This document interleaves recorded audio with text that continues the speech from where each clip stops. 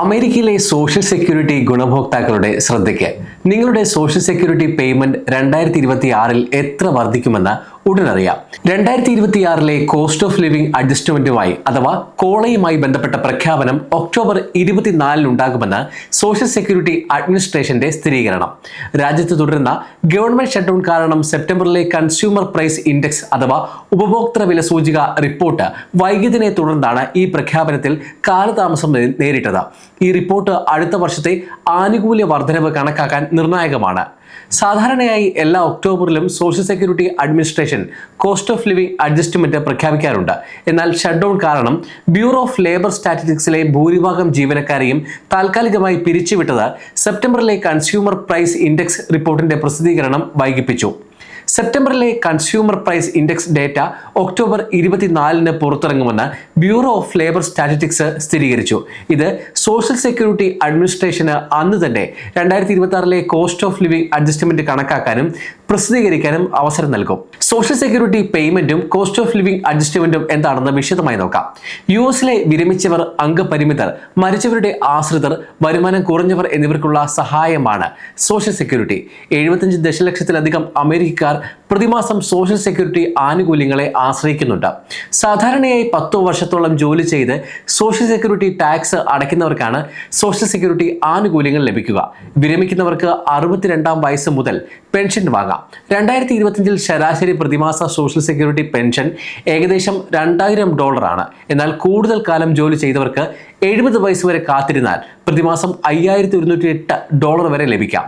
ഇതിന് പുറമെ supplemental security income വരുമാനം കുറഞ്ഞ വ്യക്തികൾക്ക് വേണ്ടിയുള്ളതാണ്. 2025-ൽ ഇത് വ്യക്തികൾക്ക് പരമാവധി $967, ദമ്പതികൾക്ക് $1450. നിലവിൽ സോഷ്യൽ സെക്യൂരിറ്റി തുക നേരിട്ട് ബാങ്ക് അക്കൗണ്ടുകളിലേക്കോ പ്രീപെയ്ഡ് ഡെബിറ്റ് കാർഡുകളിലേക്കോ ആണ് അയക്കുന്നത്. ഓരോ മാസവും കൃത്യസമയത്ത് പണം ലഭിക്കാൻ ഗുണഭോക്താക്കളുടെ ജന്മദിനത്തിന് അനുസരിച്ചാണ് തുക വിതരണത്തിനുള്ള തീയതി നിശ്ചയിക്കുന്നത്. കോസ്റ്റ് ഓഫ് ലിവിംഗ് അഡ്ജസ്റ്റ്മെന്റ് എന്താണെന്ന് നോക്കാം. കോസ്റ്റ് ഓഫ് ലിവിംഗ് അഡ്ജസ്റ്റ്മെന്റ് എന്നത് social security, supplemental security income എന്നിവയുടെ വാർഷിക വർധനവാണ്. ഇത് പണപ്പെരുപ്പത്തിന് അനുസരിച്ച് പെൻഷൻ നിലനിർത്താൻ സഹായിക്കുന്നു. കൺസ്യൂമർ പ്രൈസ് ഇൻഡെക്സ് ഉപയോഗിച്ചാണ് ഇത് കണക്കാക്കുന്നത്. ഇതിനായി ഭക്ഷണം, പാർപ്പിടം, ആരോഗ്യ സംരക്ഷണം തുടങ്ങിയ അത്യാവശ്യ ഇനങ്ങളുടെ വിലയിലെ മാറ്റങ്ങളാണ് പരിഗണിക്കുന്നത്. 2026-ലെ കോസ്റ്റ് ഓഫ് ലിവിംഗ് അഡ്ജസ്റ്റ്മെന്റ് എത്രയായിരിക്കുമെന്ന് നോക്കാം.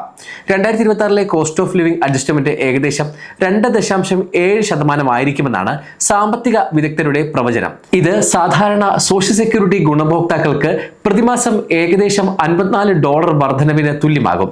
ഇതോടെ സോഷ്യൽ സെക്യൂരിറ്റി പേയ്മെന്റ് $2061 ഉയരും. 2025-ൽ ഗുണഭോക്താക്കൾക്ക് 3.2% വർധനവ് ലഭിച്ചിരുന്നു.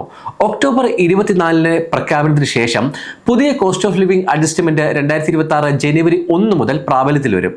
അതേസമയം സോഷ്യൽ സെക്യൂരിറ്റി ആനുകൂല്യത്തിലെ വർധനവ് വൈദ്യസഹായം, ഗാർഹിക ബില്ലുകൾ എന്നിവയിലേക്ക് പ്രത്യേകിച്ച് അവശ്യ വസ്തുക്കളുടെ വില വർധനവിനിടെ സഹായകരമാകും.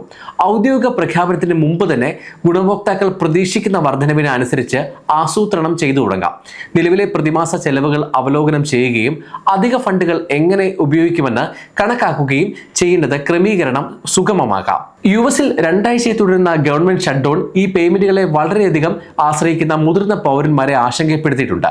അതിനിടെ അമേരിക്കക്കാർ ഔദ്യോഗിക അപ്ഡേറ്റിനായി കാത്തിരിക്കുമ്പോൾ കോസ്റ്റ് ഓഫ് ലിവിംഗ് സംബന്ധമായ തട്ടിപ്പുകളിൽ ജാഗ്രത പാലിക്കണമെന്ന് സോഷ്യൽ സെക്യൂരിറ്റി അഡ്മിനിസ്ട്രേഷൻ മുന്നറിയിപ്പ് നൽകിയിട്ടുണ്ട്.